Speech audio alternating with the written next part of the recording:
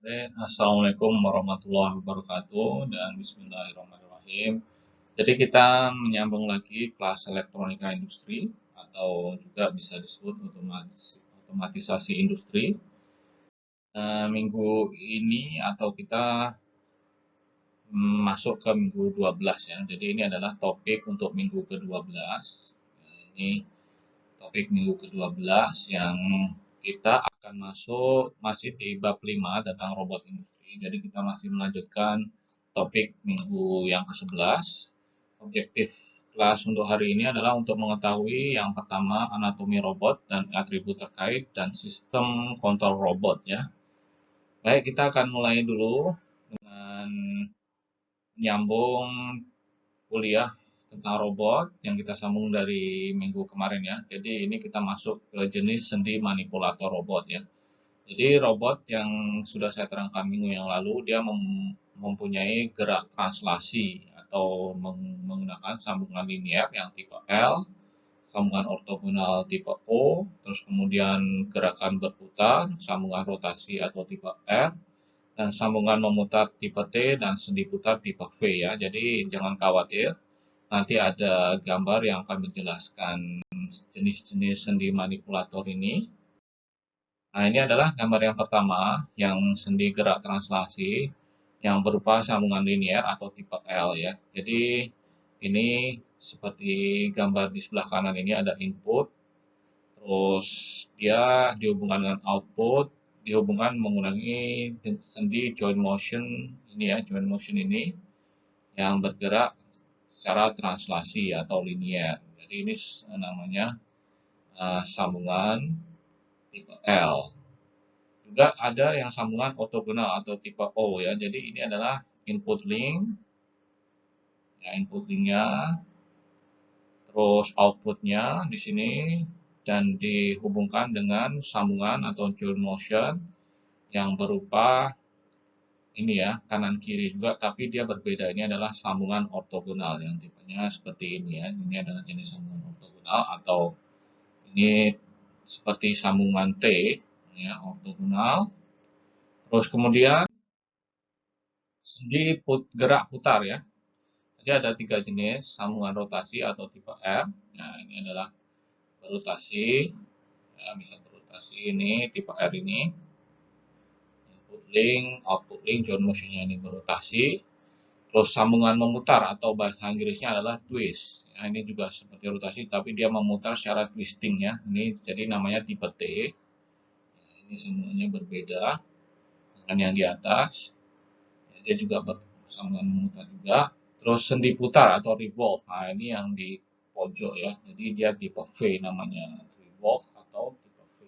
Nah, ini juga semuanya memutar, cuma dia di corner ya, sehingga menimbulkan seperti huruf V. Nah, jadi namanya revolve atau dia istilahnya disambung di lengan yang pojok ya. Jadi dia revolving. Nah, yang paling pojok ini dia revolving sehingga disebut tipe V. Jadi untuk kita bisa menyimpulkan sambungan tadi, ini ada istilah namanya skema notasi bersama ya. Jadi kita menggunakan simbol sambungan yang berupa tadi L, O, R, T, V tadi untuk menunjukkan jenis sambungan yang digunakan untuk membuat manipulator robot atau manipulator ini istilahnya gerakan robot ya.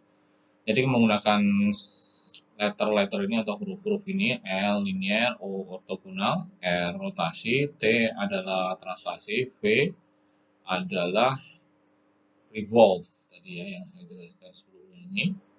Terus kemudian pisahkan unit tubuh dengan dan lengan dari unit pergelangan tangan menggunakan titik 2. Nah, ini adalah contohnya unit tubuh dan lengan. Jadi titik 2-nya ini kalau unit tubuh dan lengan ini titik 2-nya ini ada di akhir ini ya, ini tubuh dan lengan. Terus kemudian pergelangan tangan. Nah, ini simbolnya titik 2-nya ini di awal. Nah, ini pergelangan tangannya ya. Jadi contohnya yang tubuh ini TRL ini. Nah, ini adalah T, terus R, terus L. Nah, ini adalah tubuh atau lengan. Kalau pergelangan tangan ini yang titiknya di awal ini, contohnya yang pergelangan tangan ini ya. Jadi ini adalah T, yang translasi, kemudian R. Nah, dia bisa bergerak rotasi. Ya, ini adalah skema notasi bersama supaya memudahkan kita untuk menulis jenis manipulator yang digunakan di robot. Terus konfigurasi tubuh dengan robot, jadi biasanya ada 5 konfigurasi tubuh dan lengan yang umum untuk dipakai di robot industri. Yang pertama rakitan badan dan lengan koordinat kutub. Nah, jadi dia ini adalah seperti sambungan-sambungan ya, sambungan-sambungan atau gerakan-gerakan yang dia bisa hasilkan. Nah, ini rakitan badan dan lengan dengan koordinat kutub ini maksudnya dia bisa bergerak translasi dan rotasi. Translasinya ini di sumbu X, rotasinya ini berupa sudut. Terus rakitan badan dan lengan silinder. Nah, ini badan terus kemudian lengannya berupa silinder. Terus kemudian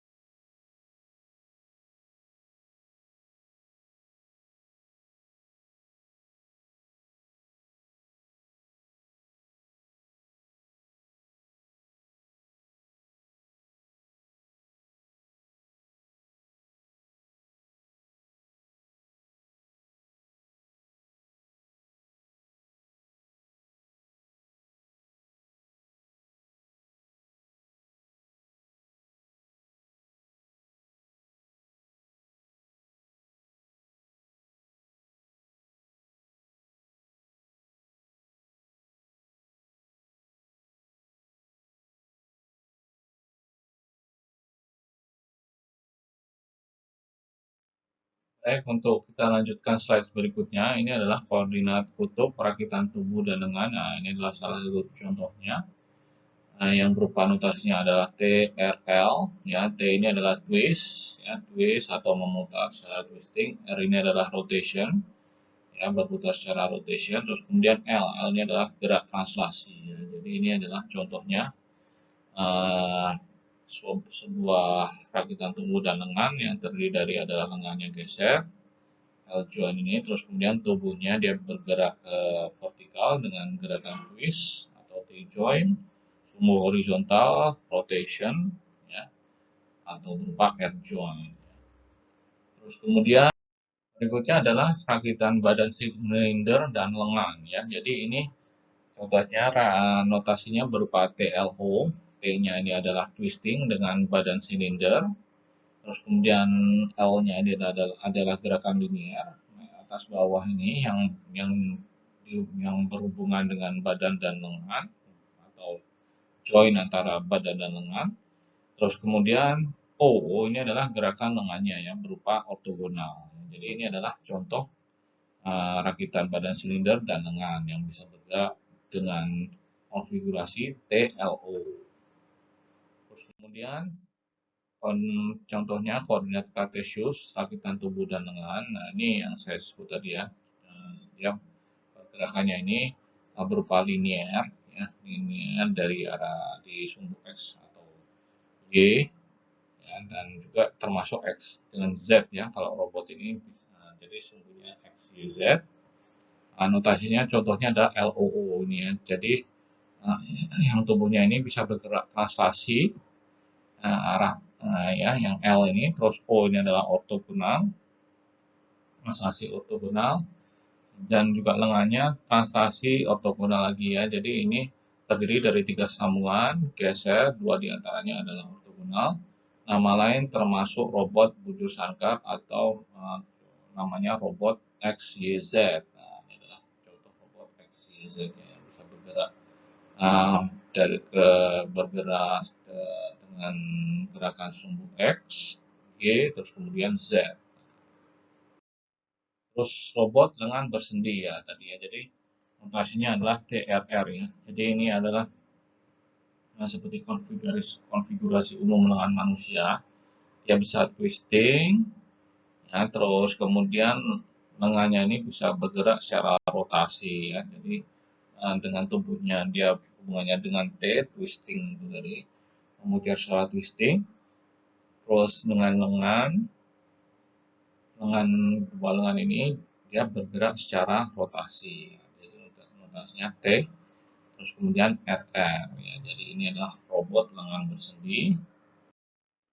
Terus robot Skara tadi ya. Jadi robot Skara tadi yang saya jelaskan di awal tadi adalah gerakannya VRO. Notasinya adalah VRO.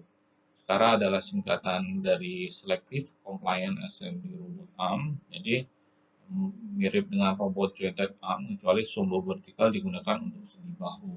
Ya, jadi dan siku digunakan sendi bahu dan siku agar sesuai dengan arah horizontal untuk tugas penyisipan vertikal. Nah, ini adalah contoh robot Skara yang dengan yang join pertama adalah tipe V atau twisting, terus dihubungkan lagi dengan namanya berupa tipe R, terus yang terakhir sambungannya dengan lengan dan ini bisa dengan jarinya adalah gerakan ortogonal ya.